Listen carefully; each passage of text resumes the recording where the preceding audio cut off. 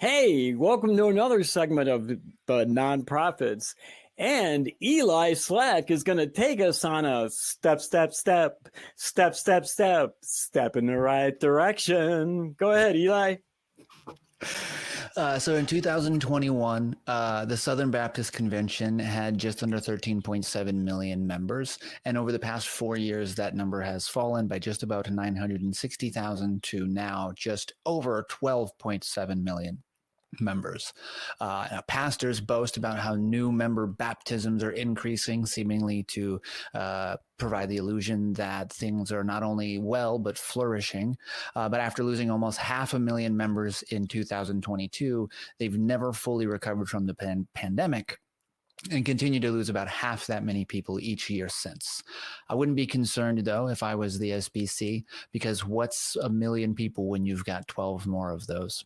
This story is from The Friendly Atheist by Hemant Mehta on May 1st, 2025. Well, I mean, if you've lost 1/12 of them over that short of a period, that might be something that might be a little bit alarming, one of the things that I do find funny about this story is that you see so many internet Christians on TikTok, YouTube, and other platforms, social platforms, who keep telling us over and over and over about how fast Christianity is growing, and obviously they're ignoring all of the data. I mean, I like all of the data. I've actually had this very conversation with several Christians online, and they're totally convinced the church is growing. And to be fair, and I mean, we even had the conversation, I'm not sure if on the show earlier this week or it was in between tapings, about how Christianity is growing in Africa. Protestantism is replacing Catholicism in many places in South America. But here in the USA, the churches are definitely shrinking and have been for decades now.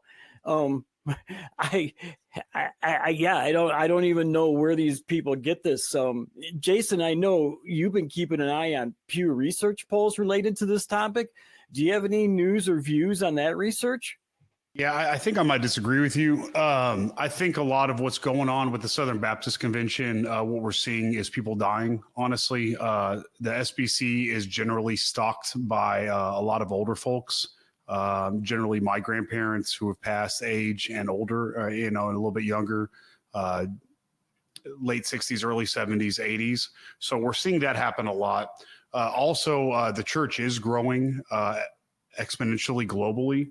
I say, we talk about Africa, but we forget that this is a global world. So when you look at the Pew Research, it's not only Africa, but it's the majority of developing nations versus developed nations. The majority of developing nations right now are experiencing not only a population surge, but that correlates to a religion surge. And it's very fundamentalist, traditionalist, authoritarian religiosity that is proliferating. Pew Research views, I think by 2060, again, you can go on it, so please don't quote me. So I'm just a guy pulling it out of my brain or ass or whatever. But religion is a dominant force in this world. Also, I don't think it matters that adherence to a specific denomination is depleting, because when we see the current social shift and political shift and who people are listening to and adhering to, it is a cult of personality that is fueled by a non-denominational fundamentalist foundation. So I think any belief that religiosity is lowering and or losing traction, I think is a uninformed belief, and I think it is inherently false and can be easily demonstrable and should be feared. Good points. I mean, I can't argue with that. Well, I could, but you're bigger than me, so. John, I was looking through your notes and I noticed there was a quote from a really wise and super intelligent person in there. You want to talk about that for a moment? Not the quote or the quote, not the incredibly talented person who made the quote, but the quote. Okay, itself. Well, he who shall remain nameless. I will paraphrase in my own words. and that for a long time now, this particular individual of my acquaintance has been saying we are witnessing the desperate attempt to cling to power by religion as it enters its dying throes. And after what Jason just said, actually, it doesn't surprise me that the nations that have been dealing with this evangelical, authoritarian religious thing, other than Islam, which used to be the fastest growing religion on the planet. I don't know if it still is. I think there's a few others that might be making headway, but it is hard to say that religion is dying. But I think in the developed world, it is, because people are just figuring out that there's not a lot of truth value to it, and they're eventually, as we've seen with a lot of the people I've seen deconverting or starting to deconvert, the reasons they have for doing that are fairly valid. So I think that what we're going to have to do is we need to allow people to see whether or not this religion they're doing is valuable enough to them to forego the truth of what their life actually is. But we also have to keep pointing out that it's not helping.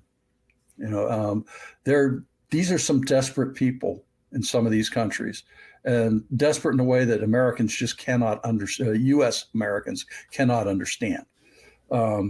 If you've been in any of these places, you'll see what I'm talking about. I have lived in other countries, and I can tell you that unless they're developed world, it can be pretty rough. And that is the understatement of the year. So the fact that people take solace in that horrible condition by a religion, or if that religion gives them some advantage in the political power structure they're in, so that they can pull themselves out of the shithole that they're living in at least a little bit, or maybe get another meal out of it, because they live meal to meal, not day to day. I think that it's a tragic situation, but if a religion can give them some sort of hope, then I'm not so sure I'm against that. As a humanist, I think people need to grab onto whatever they can in those situations to pull themselves out of it, and to help people around them pull themselves out of it. And we should be doing an awful lot more to do that. I was curious, John, so I looked it up, and Islam is still considered the fastest growing religion, but it's mostly because of higher birth rates. Mm-hmm. So that's what I've been saying. Yeah, not because of conversion.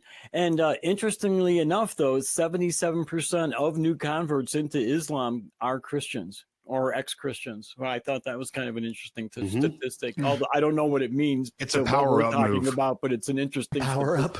No, it's a power-up move. It really is due to the concessions given to men and authority and family structure. It's a power-up move with more authoritarian liberties.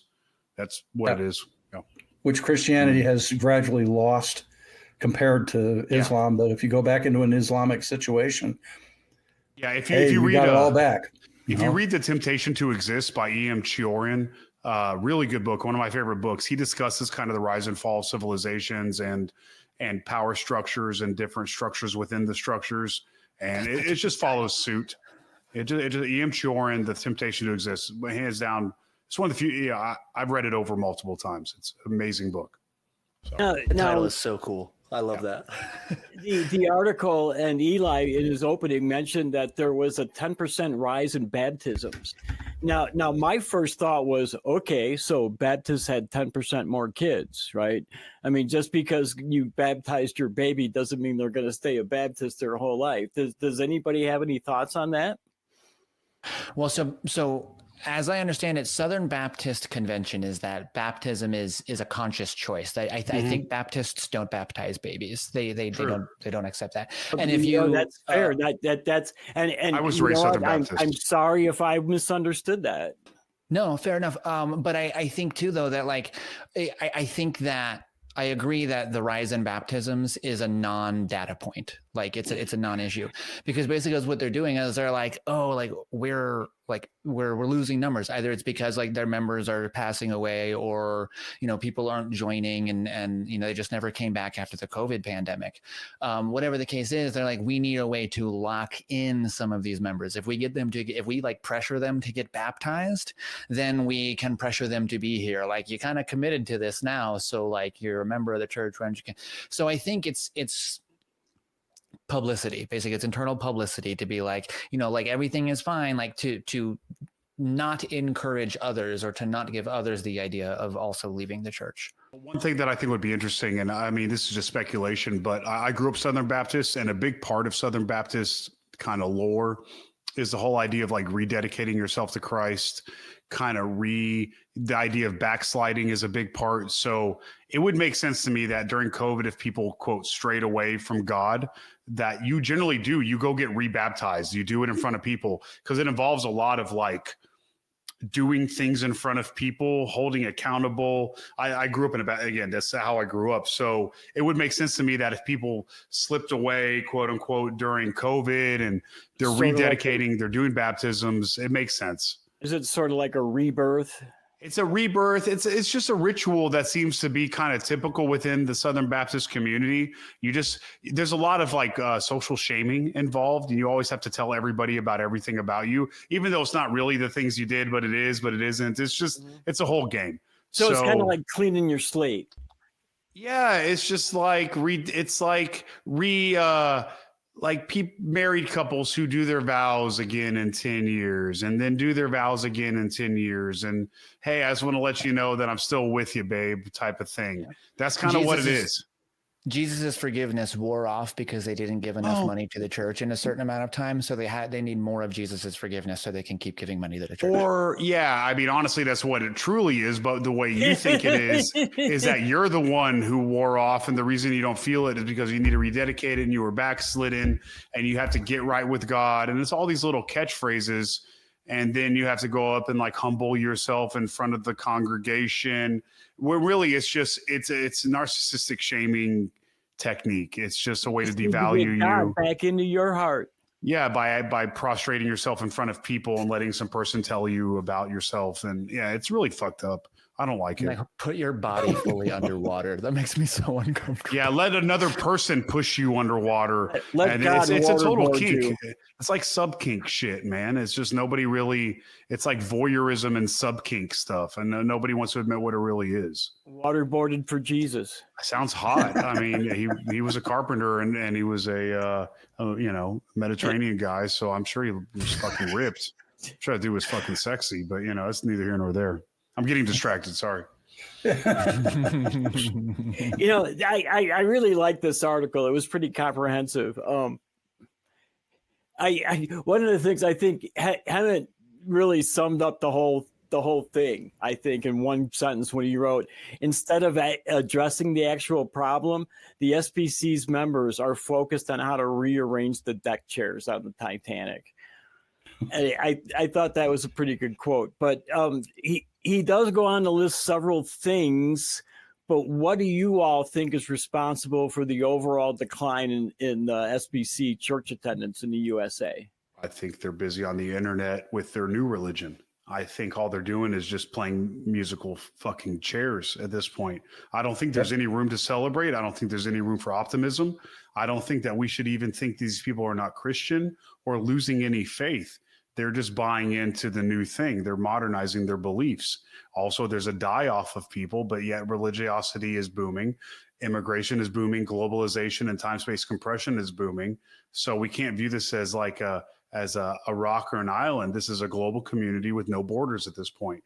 So what we're seeing is more people at home, but they're still obsessing over their religious fucking algorithm that is at this point religiously charged in the United States. So, or politically charged, but politico religio, however you want to put it.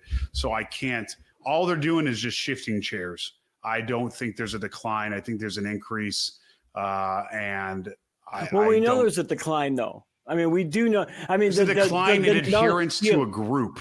Yeah, I know, but the amount of nuns has risen considerably over the past few decades, right? No belief. Doesn't mean they're not religious. They're not affiliated.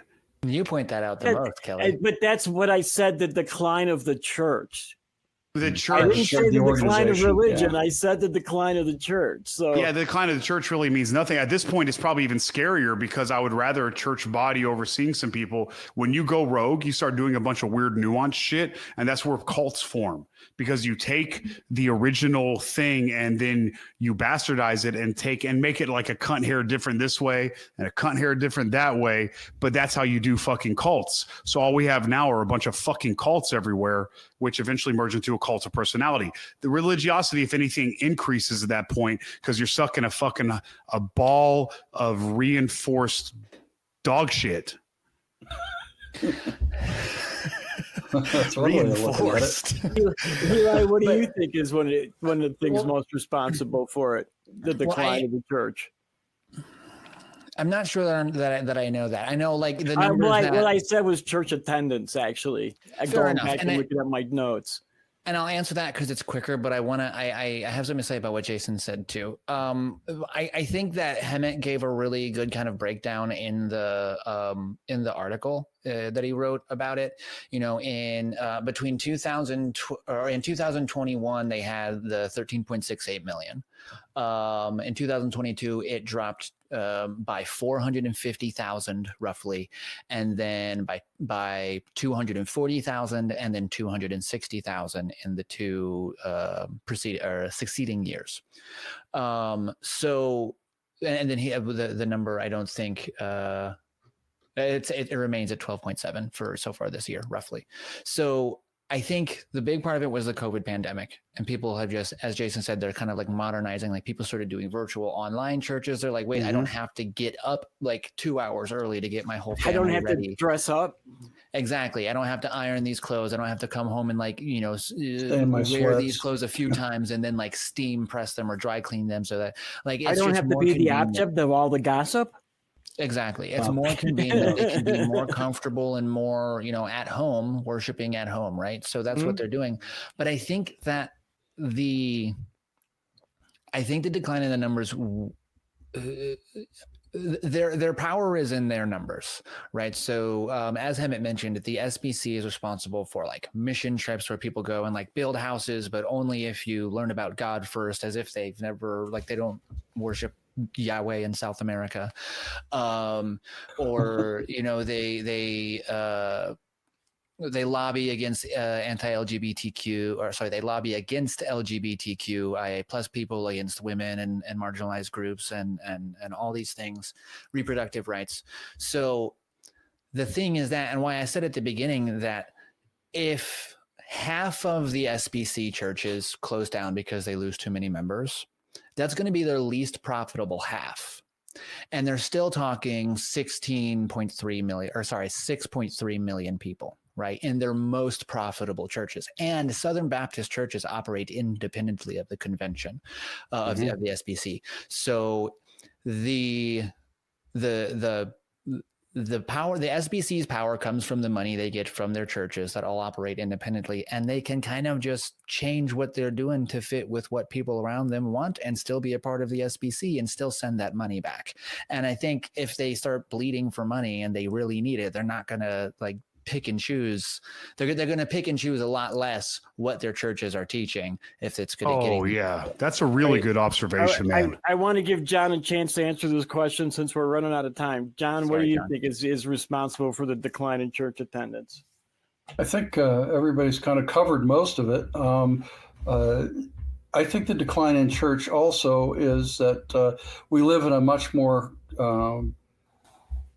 computer and electronic driven society, and it's always getting people to think in new and different ways. So anytime you're not having a structure that is fundamentally stable, then things are going to fall away, and people are going to find new areas to do that, like Eli was saying, you know, online or something like that. But as that changes, that's a different environment. It's not the environment that that particular religion grew up in or evolved in. It's now where you can see that it's not going to be the same religion at all. It's, you know, and what it turns into could be even scarier than the one you got. but it's not going to remain the same. Agreed. And that's where we're seeing now is that, yeah, a lot of people aren't affiliating with a particular church or religion, but then what are they doing with all those questions they had, right? Are they actually looking into them, or are they finding another dogma to follow? So it's like, what's easier, doing your own science or reading somebody else's take on it? I'm afraid that people are going to get sucked in to a lot of very charismatic people and go down an even worse road than we've been on. Yep, I agree. Yeah. All right, some great insights there. Hey, I want to remind everybody, if you're don't have anything to do, you can always go check out the 24/7 AXP chat or AXP live feed on YouTube. It's a lot of fun. There's a live chat there. That's why I thought chat. There's a really cool group of people that hang out there. I do too as well sometimes. So come and hang out with us. And if you'd like to see more of the nonprofits, because who wouldn't want to see more of me, you can click right here. Like and subscribe, folks.